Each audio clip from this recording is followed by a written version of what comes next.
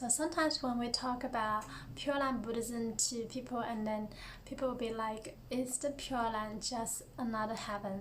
And is Amitabha Buddha just another god? We are like worshipping this Buddha called Amitabha Buddha in order to seek rebirth to the Pure Land.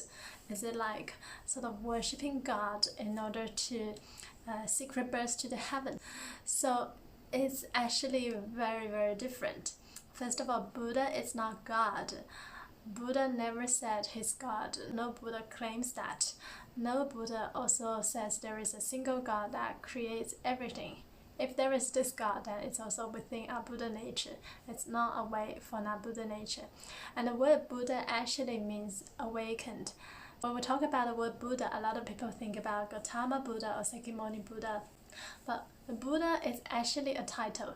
Buddha means the awakened one, because Shakyamuni Buddha is an awakened person, so we call him a Buddha.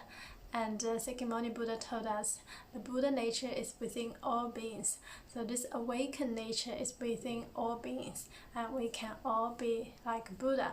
And in fact, what Buddha wants is for all of us to become Buddhas. So Buddha is not God, and also Buddha's Pure Land is not heaven.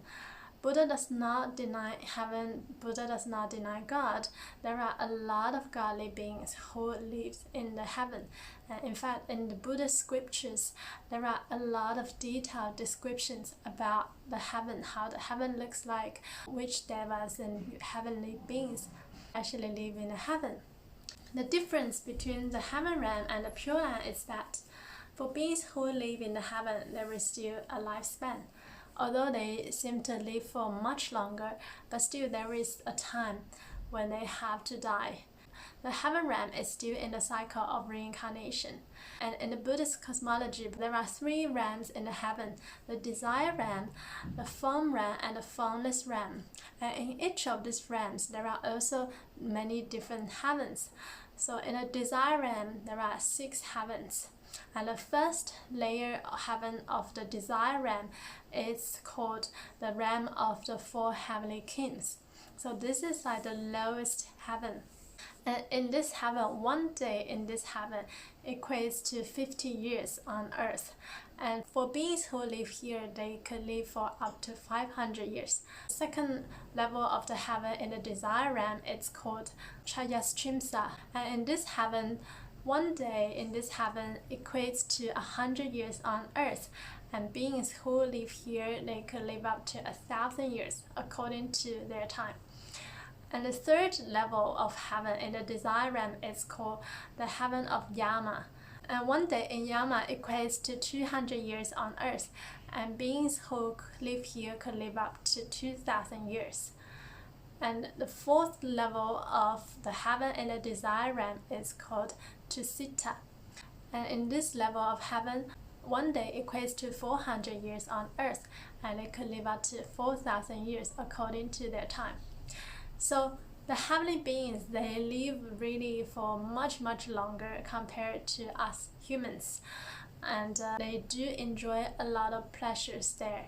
However, still there is still a time limit for where the life in the heaven will be finished. And then again, they have to reincarnate back to those lower realms. It's again impermanent because they're still being trapped in the cycle of reincarnation. They still have to die one day. The Pure Land is, however, not like this. The Pure Land is out of the system of reincarnation. It's not in this system.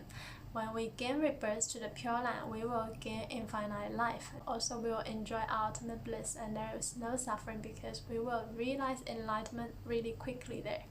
Here, for people who ascend to the heaven, they have not realized enlightenment. They are still in the cycle of reincarnation, and that is why Buddha says, don't aspire to go to the heaven. What we need to do is to try our best to exit the cycle of reincarnation. And this practice of Amitabha recitation is the easy path offered by Amitabha Buddha to help us to exit the cycle of reincarnation, to be reborn into Amitabha Buddha's Pure Land.